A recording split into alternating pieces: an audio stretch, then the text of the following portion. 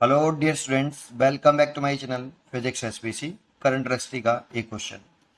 A metal wire has length 2 metre and diameter 4 millimetre and resistance 16 ohm. पहले इतना ही note कर लेते हैं कि एक वायर है हमारे पास। इस वायर की लेंथ है आपकी 2 मिलीमीटर और डायमीटर है तो 2r1 लिख लिया हमने। डायमीटर रखा है तो 2r1, रेडियस इसकी r1 मान ली और डायमीटर हो गया 2r1 तो 4 millimetre. 4 millimetre then radius is equal to 2 millimetre. तो एरिया ऑफ क्रॉस सेक्शन जो हो जाएगा वायर का A1 ये हो जाएगा पाई R1 स्क्वायर और रेजिस्टेंस रखा है R1 बराबर 16 ओम। मेटल का वायर है तो इसका रेजिस्टेंस का फॉर्मूला लगा लो, R1 बराबर रो L1 अपॉन A1 और इसे आप लिख सकते हो रो L1 बटे पाई R1 का square. First equation. The density of the material of the wire is 9000 kilogram per metre cube. Density रखी है मटेरियल की 9000 kilogram per metre cube. The wire is stretched, wire को क्या किया गया, स्ट्रेच किया गया था। So that diameter becomes 2 millimetre. Stretch करेंगे तो इस वायर को स्ट्रेच कर दिया, आफ्टर स्ट्रेचिंग वायर की लेंथ बढ़ जाएगी और डायमीटर कम हो जाएगा। तो अब इसका डायमीटर रखा है 2r2, इसकी रेडियस r2 मान ली और डायमीटर रखा है 2 मिलीमीटर। तो radius R2 is equal to गई 1 मिलीमीटर। तो देखो इसकी रेडियस 1 मिलीमीटर है, इसकी रेडियस 2 मिलीमीटर है।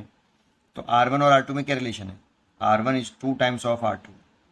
ऐसे ऐसे लिख लो, थोड़ा सा आसान हो जाता है इससे, वैल्यू से बढ़िया।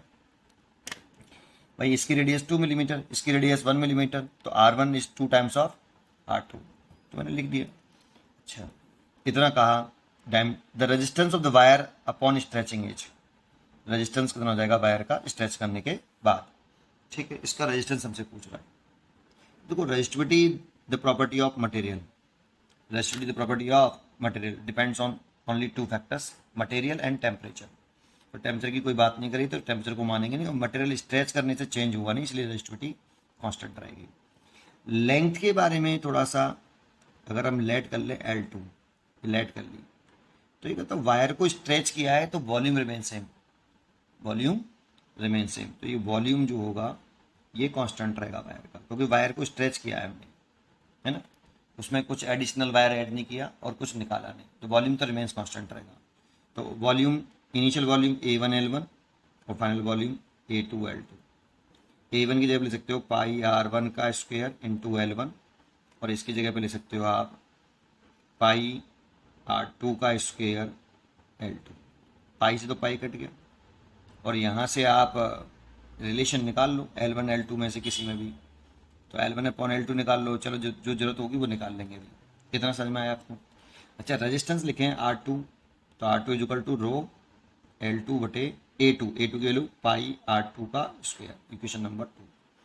हमें यही रेजिस्टेंस कैलकुलेट करना है, तो सेकेंड डिवाइड बाई फर्स्ट, तो R2 over R1 equal to R2 ऊपर है तो रो L2 बटे पाई R2 का square divide by rho L1 pi R1 का स्क्वायर। तो रो से तो रो कैंसिल हो गया, पाई से पाई कैंसिल हो गया, तो L2 अपॉन L1 और ये R1 ऊपर बन जाएगा R1 अपॉन R2 का होल स्क्वायर, है ना। ये आया आपका।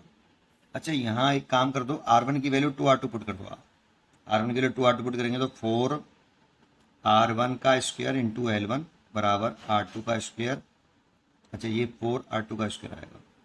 R1 की वैल्यू 2R2 पुट कर दो तो 4R2 का स्क्वायर और R2 इंटू L, ये कट गया। देखो तो नई जो लेंथ आ गई L2 वो 4 मीटर आ गई बेटा, मीटर में रखी थी L1, ठीक है।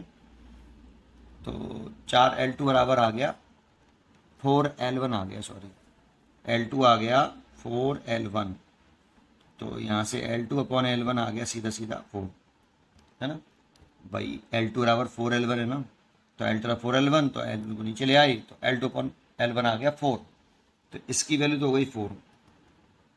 और R1 की जगह पर 2R2 लिख दोगे तो R2 से R2 कट जाएगा, R2 की जगह पे आप क्या लिख दो 2R2, तो 2R2 लिखेंगे तो R2 से R2 कट जाएगा, 2 का स्क्वायर 4, 2R2 लिख दो बेटा, तो R2 से R2 कट गया, और 2R का स्क्वायर करेंगे तो 2 का स्क्वायर करेंगे तो 4, और ये R2 और ये इसके लिए रखिए 16, तो R2 बराबर 16 इंटू 16, दैट मीन्स 256 ओम, ये रेजिस्टेंस हो गया। इससे इसका आंसर हो गया ए, इसका आंसर हो गया ए। पढ़ते रहिए और खुश रहिए।